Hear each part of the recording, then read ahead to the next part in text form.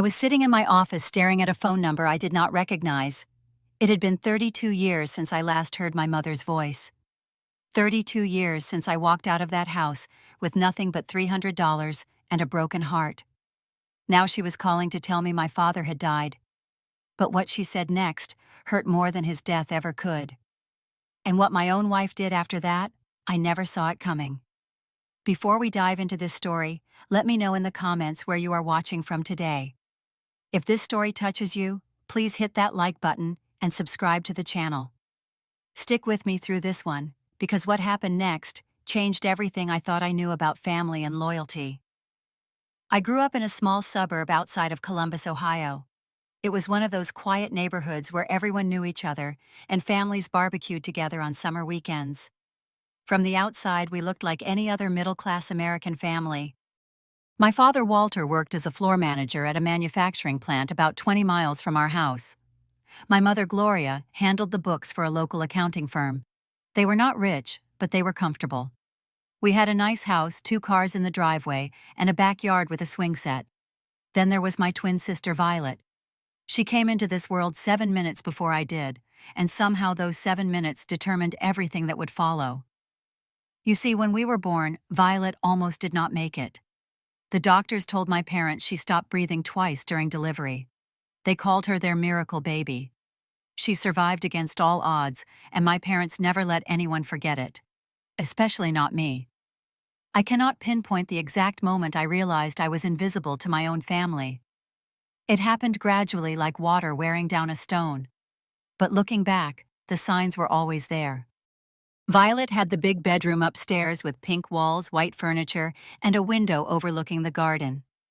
I slept in a small room next to the garage. In winter, that room got so cold, I could see my breath in the morning. I asked my father once if I could switch rooms with Violet, or at least get a space heater. He told me to put on another blanket and stop complaining. Our birthday was always an interesting day. You would think twins would share a celebration, but not in my house. Every year my parents threw Violet a big party. They invited her friends from school, decorated the living room with streamers and balloons, and ordered a custom cake with her name on it. There was always a theme. One year it was princesses, another year it was horses. The year she turned 10, they rented a bouncy castle for the backyard. And me, I got a small cake that my mother picked up from the grocery store. I ate it alone in the kitchen while Violet and her friends played in the other room. When I asked why I did not get a party, my mother put her hand on my shoulder and said, "Violet has been through so much. She deserves to feel special." As if surviving birth gave her a lifetime pass to everything while I got nothing. I learned to stop asking. I learned to stop expecting.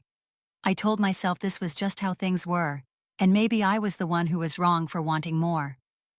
But there was one day that cracked something inside me. I was 12 years old. I had discovered basketball a year earlier and fell in love with the game. I practiced every single day shooting hoops in the driveway until the sun went down. I was not the tallest kid, but I was fast, and I worked harder than anyone else on the team.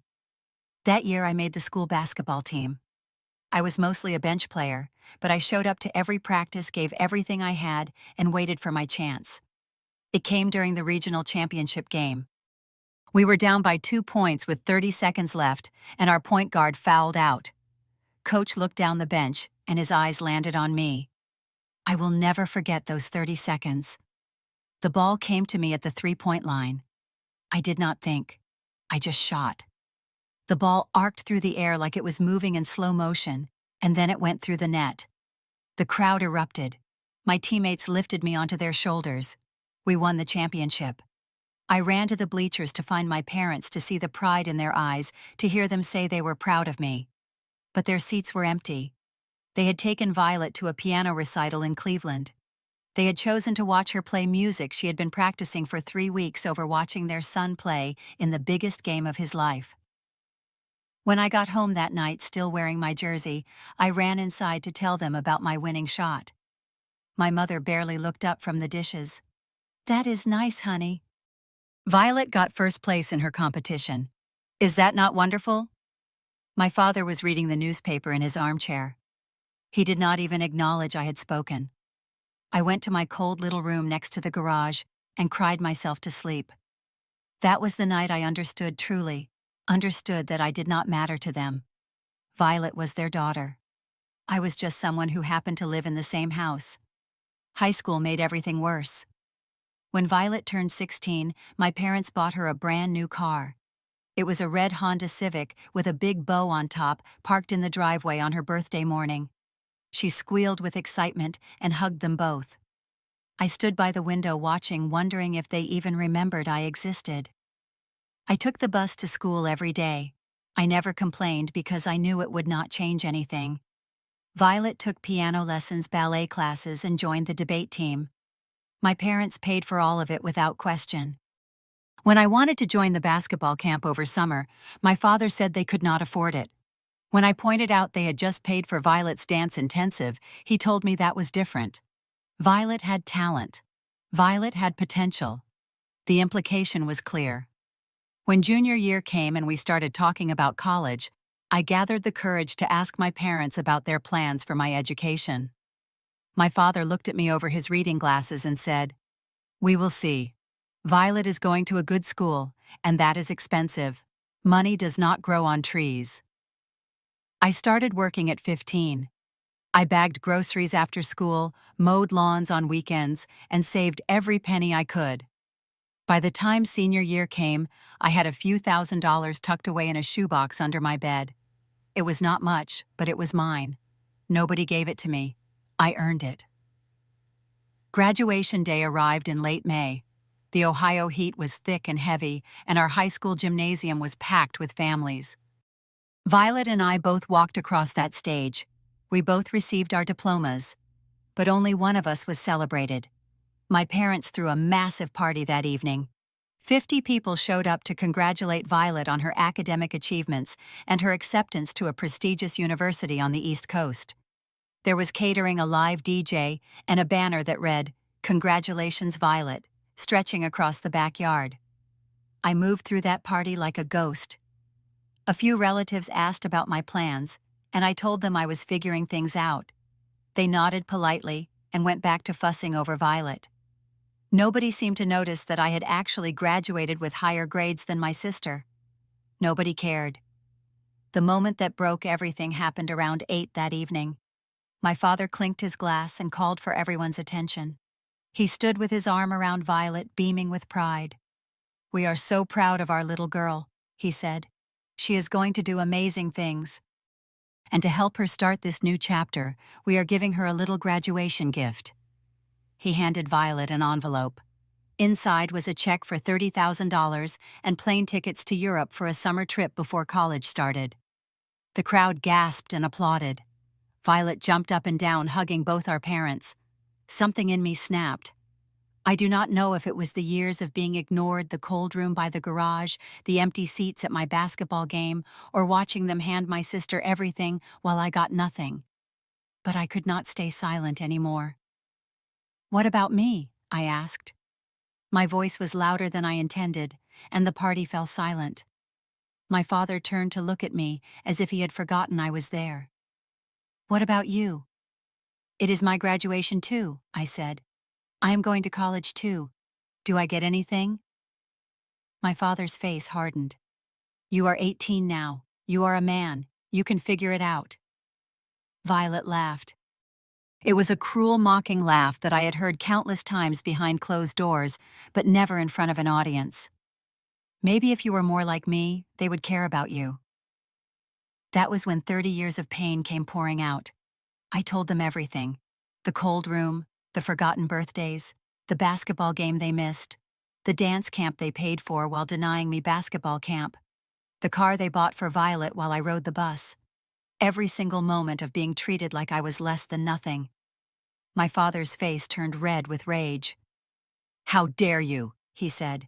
"After everything we have done for you, you ungrateful, jealous little boy. You want to ruin your sister's special day because you cannot stand that she is better than you." I looked at my mother, hoping for something, a defense, an acknowledgement, anything. But she just stared at the ground and said nothing. "You have two choices," my father continued. "Apologize to your sister in front of everyone right now or get out of this house. You are 18. We have no legal obligation to keep you anymore." The backyard was completely silent.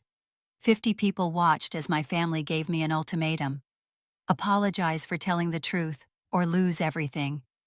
I looked at Violet. She was smirking, enjoying every second of my humiliation. I looked at my mother, who still would not meet my eyes, and I looked at my father, who was waiting for me to grovel. "No," I said. I walked inside, went to my room, and packed everything I owned into a single duffel bag. It took less than 10 minutes.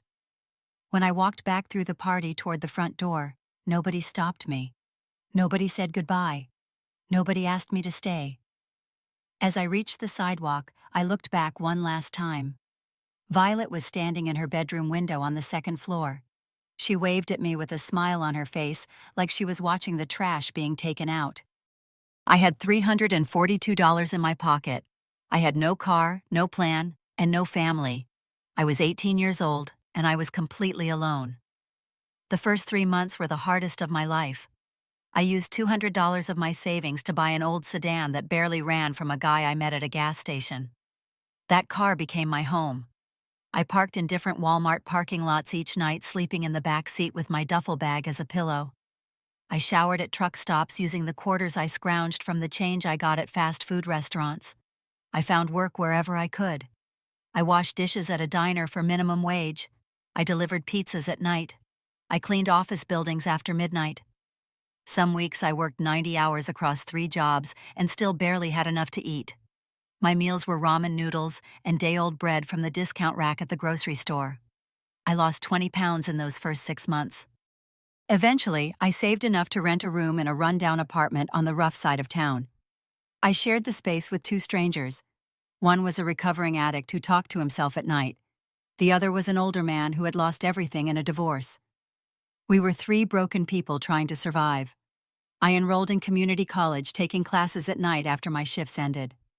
I studied business because I figured if I was going to build something from nothing, I needed to understand how money worked. I did my homework in the break room of the diner during my 30-minute lunch breaks. I read textbooks on the bus. I wrote papers in the public library on weekends. One winter I got sick, really sick. It was probably pneumonia, but I could not afford to go to the doctor to find out. I lay in my tiny room for 3 days, shivering under a thin blanket, drinking water from the tap, and praying I would not die. There was nobody to call, nobody to help. I survived on my own like I always had. When I was 20, I lost my job at the diner. The owner sold the place and the new owners brought in their own staff. I was desperate.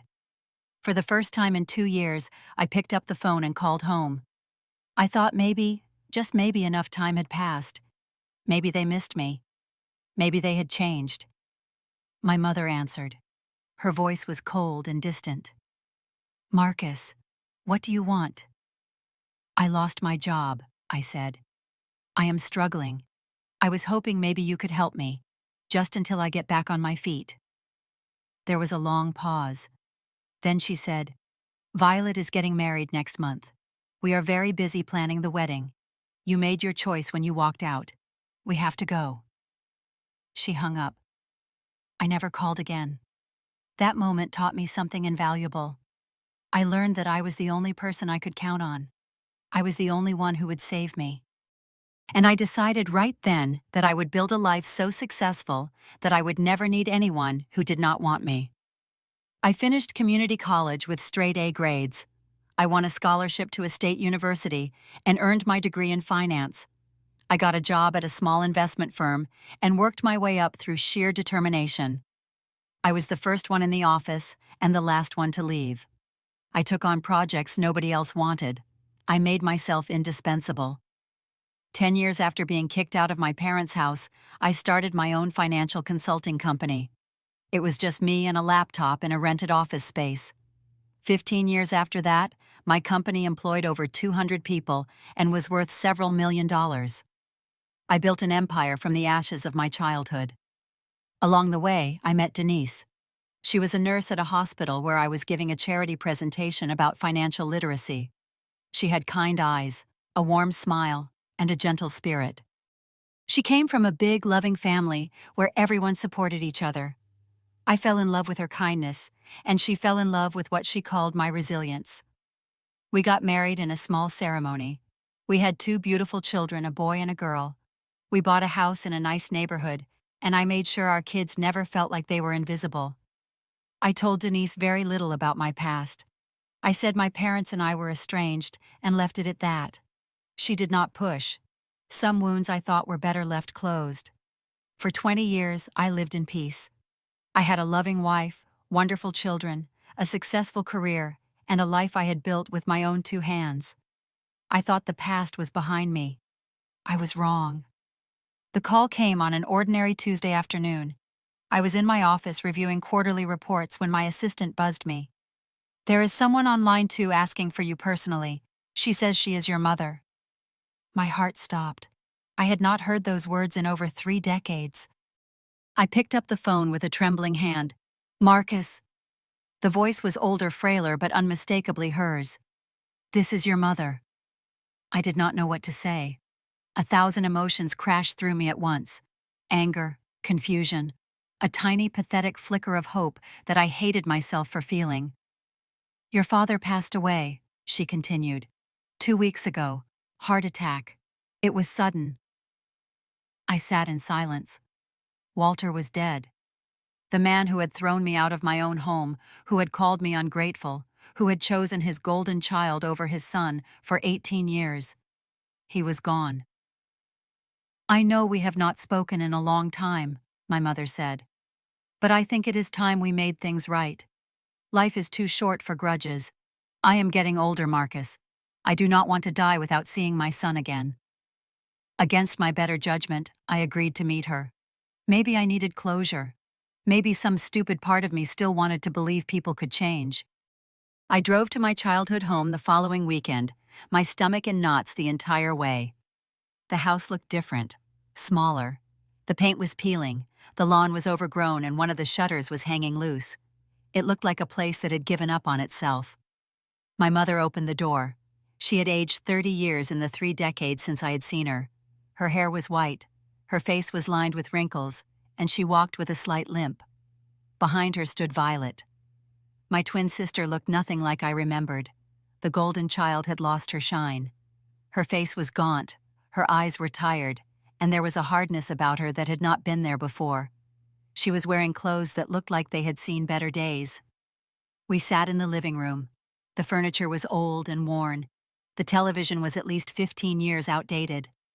Everything about the house spoke of decline. They started with apologies. My mother cried and said she was sorry for how they had treated me. Violet nodded along, adding her own half-hearted words of regret. For a moment, I almost believed them. Then the conversation shifted.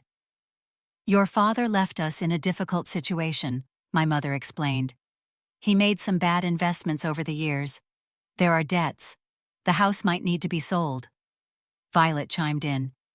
"And I have had some rough years. 2 divorces. Lost my job.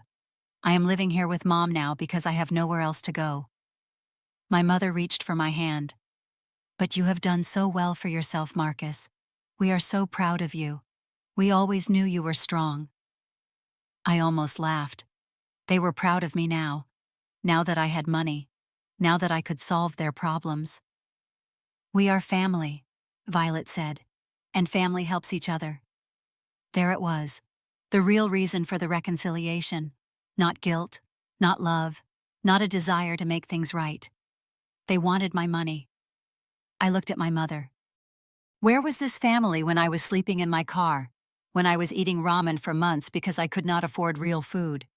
When I called you sick and desperate and you hung up on me? Neither of them had an answer. I left without promising anything. I needed time to think. I needed to talk to Denise. That night, I sat my wife down and told her everything. For the first time in our marriage, I shared the full story of my childhood. The neglect, the favoritism, the cold room by the garage, being kicked out at 18, the years of struggling alone, the phone call that was rejected, all of it. I expected her to be angry on my behalf. I expected her to hold me and tell me she understood why I could never forgive them. Instead, she said something that shattered me. "Marcus, she is your mother. She is old. People change. You cannot hold on to anger forever. I stared at her in disbelief. Violet is your sister, she continued. Your twin. Blood is blood. Maybe you should hear them out. Maybe you should help them. I tried to explain how deeply they had hurt me. I tried to make her understand that this was not about anger, but about protecting myself from people who had only ever caused me pain. Denise shook her head. Maybe you are remembering things worse than they were. You were young. Kids see things differently. And whatever happened, it was over 30 years ago. People deserve second chances. That sentence cut deeper than anything my parents had ever said.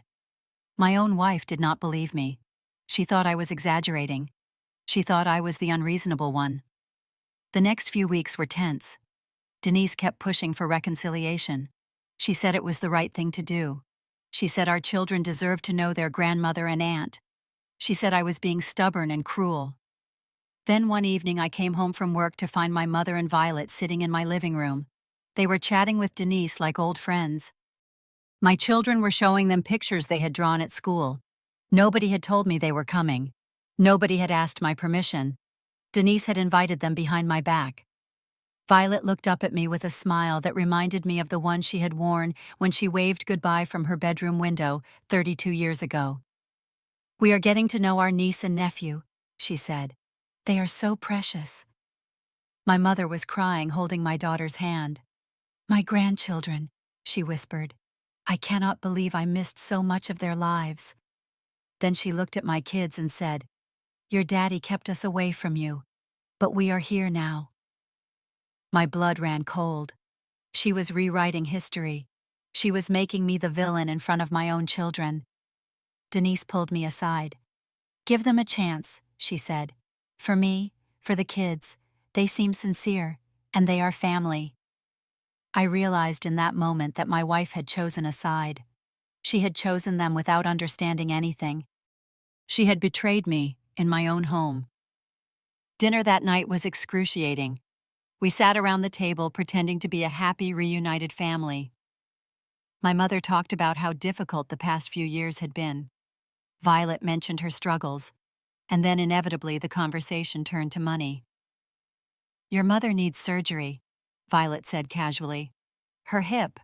Insurance does not cover all of it. We were hoping, since we are family now and we are all back together, that maybe you could help. My mother looked at me with watery eyes. We are family. Family helps each other. Denise squeezed my hand under the table. I could feel her expectation. She wanted me to say yes. She wanted me to open my wallet and fix everything so we could all pretend the past did not happen. I looked around that table. At my mother, who had never defended me. At my sister, who had laughed at my pain. At my wife, who did not believe my truth. And at my children, who were too young to understand any of this. Something became very clear to me. I stood up from the table. Everyone stopped talking and looked at me. I need to say something, I began. And I need everyone to listen. I looked at Denise first. You do not know what happened to me. I told you the short version because I did not want to relive the pain. But since you seem to think I am exaggerating, let me tell you exactly what my childhood was like. For the next 10 minutes, I laid it all out. I told her about the freezing room next to the garage where I shivered every winter night. I told her about eating grocery store cake alone in the kitchen while Violet's birthday parties happened in the next room. I told her about scoring the winning shot at the championship game and running to empty seats. I told her about the day I graduated when they gave Violet $30,000 and a trip to Europe while I got told to figure it out on my own. I told her about living in my car, about showering at truck stops, about being so sick I thought I might die alone in a rented room, about calling home one last time desperate and broken, only to be told they were too busy planning Violet's wedding to help. My mother tried to interrupt. Marcus, that is not fair. We did the best we could. The best you could. I turned to face her. You had 2 children. You chose one. Every single time you chose one. And when the other one asked for anything, for even the smallest acknowledgement that he existed, you told him to stop being jealous. I looked at Violet. You are sitting in my house eating my food and asking me for money. 32 years ago you waved at me from your window while I walked away with nothing. You smiled. You enjoyed watching me leave. And now you want me to save you. Violet's face hardened. I was a kid. We were all kids. You were 18, I said. Old enough to know better. Old enough to speak up. You never did. Not once. I turned back to my mother. You found me 2 weeks after Dad died and left you with nothing. You did not find me for my 40th birthday. You did not find me when your grandchildren were born. You found me when you needed something. That is not reconciliation. That is desperation. The room was completely silent. My children looked confused. Denise had tears streaming down her face. My mother was shaking. I think you should go, I said to them. I wish you well. But I owe you nothing. The boy you threw away built himself into a man. That man does not need your approval or your love anymore. My mother and Violet left without another word. The front door closed behind them, and just like that, 32 years of absence became permanent. After the children were in bed, Denise and I sat in the living room. She could not look at me. I did not know, she said quietly. I did not understand. I know, I said. That is what hurts the most. I married you because I thought you would be the family I never had. And tonight you chose strangers over me. You invited them into our home without asking me. You let them tell our children that I was the one who kept them away. I am sorry, she whispered. I grew up with a family that loved me. I could not imagine parents treating their child the way they treated you. I thought you were holding on to old anger. I was wrong. I needed space. I needed time to figure out if I could forgive this betrayal, even if it came from ignorance rather than malice. I packed a bag and checked into a hotel for a few days. During those days alone, I did a lot of thinking. I was not angry at my mother and Violet anymore. I had made my peace with who they were a long time ago. What I needed to figure out was whether I could trust Denise again. On the third day, she showed up at the hotel. She had talked to my oldest friend from those struggling years, a man who had known me when I had nothing. He had told her stories that confirmed everything I had said. I am so sorry, she said, crying. I should have believed you. I should have trusted you. You are my husband. You have never lied to me about anything. Why would you lie about this? I forgave her. Not immediately and not completely, but I started the process. We went to counseling together. We learned to communicate better. She learned to trust my experiences even when they were different from hers. But I made one thing clear. My mother and Violet would not be part of our lives. Ever. That door was closed. I called my mother one final time to make it official. I told her I would not be helping with medical bills or debts. I told her I would not be attending any future family events. I told her that I wished her no harm, but I also owed her nothing. I am sorry you feel that way, she said. I do not feel that way, I replied. I know it. Goodbye, Mom. That was 2 years ago. I have not spoken to her since. My life today is good. My marriage is stronger because we went through fire and came out the other side. My children are growing up knowing they are loved equally, that their worth is not measured against each other. My company continues to thrive. I have friends who became family people who were there when I had nothing and stayed as I built everything. I learned something important through all of this. Family is not about blood. Family is about who shows up. It is about who stays when things are hard, not who appears when things are good. The people who abandoned me were related to me by birth. The people who matter are the ones I chose and who chose me back. I do not carry anger anymore. I do not wish bad things on my mother or Violet. I simply do not think about them at all. They are strangers who once lived in my past. They have no place in my future. And if there is one thing I hope you take from my story, it is this. Sometimes the hardest thing is not walking away. It is staying away when they finally come calling. But peace comes when you realize you do not need them to be whole. You already are. I would love to hear from you. Have you ever had to cut off family members who only showed up when they needed something? How did you handle it? Drop your thoughts in the comments below. If this story resonated with you, please give it a like so others can find it too. Subscribe to the channel so you do not miss more stories like this one, and share it with someone who might need to hear that they are not alone. Thank you for watching all the way to the end. Whatever you are going through, I hope you find the strength to choose yourself. You deserve people who love you for who you are, not what you can give them. Take care of yourselves.